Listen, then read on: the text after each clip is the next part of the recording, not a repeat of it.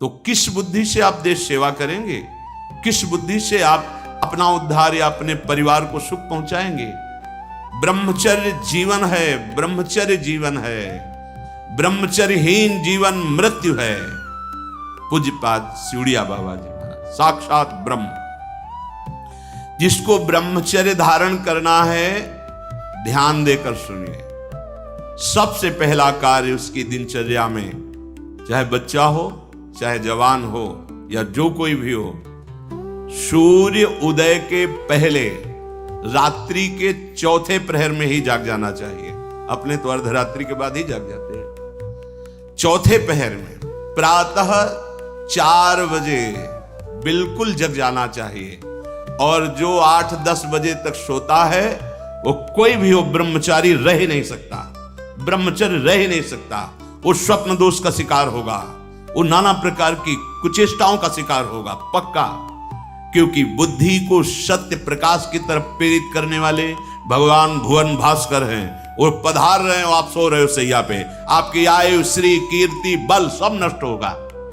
देखो ना जो 10-10 बजे तक सोते हैं, देखो ना, उनसे बात करके देखो, एकदम ऐसा लगता है बुझा हुआ जीवन। कोई भागवतिक तेज उत्साह न वाणी में, न नेत्रों में, न तन में। क्या जीवन, मृत जीवन।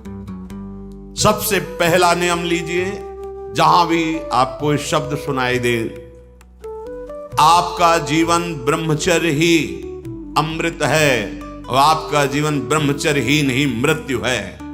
ब्रह्मचर्य रहने के लिए आपको अपनी दिनचर्या सुधारनी होगी। प्रातः 4 बजे आपको उठना ही होगा, तभी आप ब्रह्मचर्य रह सकते हैं। अगर आप नहीं उठते तो आप देख लेना, इसका आध्यात्मिक प्रभाव पड़ता है। आप देखिएगा 3 बजे से लेकर के सूर्य उदय के तक अगर आप सोते हैं तो आपका स्वप्न दोष बढ़ेगा, आपका संयम बिगड़ेगा। अगर आप कोई ऐसी कुछ चेष्टाएं नहीं किए हैं तो स्वप्न दोष की संभावना ही नहीं होती। आप बाल्यावस्था से कुछ चेष्टाएं करते हैं, संयम विरुद्ध रहते हैं, तो आप ना चाहते हुए फिर सामर्थ्यहीन हो जाते हैं, ब्रह्मचर्यहीन हो जाते हैं। बहुत ध्यान दें, ये अध्यात्म में जैसे पूरा मकान बनने के लिए नींव मजबूत होना जरूरी है। चाहे जयखंड का बना लो आप, अगर नींव मजबूत है, नींव मजबूत नहीं तो फिर मकान ढह जाएगा। ऐसे ही ब्रह्मचर्य हर मार्ग की नींव है। चाहे जिस मार्ग में चलना चाहो, चाहे जिस संप्रदाय में चलना चाहो, चाहे लौकिक मार्ग हो या पारलौकिक, आपका ब्रह्मचर्य नींव है जीवन की। इसको मनोरंजन मत समझो। कैसी तुम्हारी दुर्बुद्धि, अपने हाथ से तुम अपना नाश करते हो।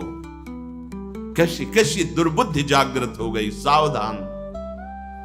पूज्यपाद बाबा कह रहे हैं, जब प्रातः काल उठो, कोई भी हो, अगर थोड़ी भी आस्तिकता है तभी तो ब्रह्मचर्य की भावना आप धारण करोगे। तो उठकर पहला कार्य प्रभु का स्मरण। अपने तो प्रभु के स्मरण की सरसता प्राप्त करने के लिए पहले तो गुरुदेव और भक्तों का स्मरण, फिर प्रभु को। मोरे मन प्रभुस विश्वासा, राम ते अधिक राम कर दासा। भक्त सुमिरन से भगवान बहुत जल्दी प्रसन्न हो जाते हैं। हरि को निज यस ते अधिक भक्तन यस पर प्यार। सबसे पहले महान भक्तों का स्मरण, उनसे हमें सामर्थ्य प्राप्त होती। जब उनका स्मरण करते हैं तो उनकी भजन शक्ति, उनकी कृपा शक्ति हमको बल देती है। हमारी दिनचर्या परम पवित्र और शास्त्र सम्मत होती है। फिर बिना, जिसे आजकल वो चल पड़ा है चाय काफी, बाबा मना करते हैं।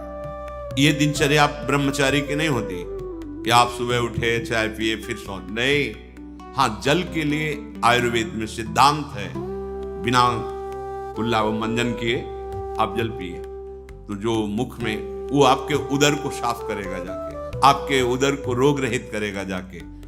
अधिक से अधिक पानी, अधिक से अधिक। अगर उल्टी हो जाती तो और अच्छा होता है। जैसे आप पिए, 2-4-10 कदम टहले, आपको उल्टी लगे, अगर उल्टी कर दिया तो बहुत अच्छा होगा, क्योंकि पित्त और सब गर्मी निकल गई, नहीं हो रही, पच गया है। फिर इसके बाद आप शौच स्नान आदि क्रिया कीजिए। फिर पवित्र जब शरीर हुआ तो जैसे भजन आवश्यक है वैसे व्यायाम आवश्यक है, वैसे प्राणायाम आवश्यक है, वैसे आपको 2 किलोमीटर दौड़िए। कुछ शारीरिक ऐसा व्यायाम, कुछ ऐसे भी व्यायाम करते हैं कि कोई व्यायाम पैर से कर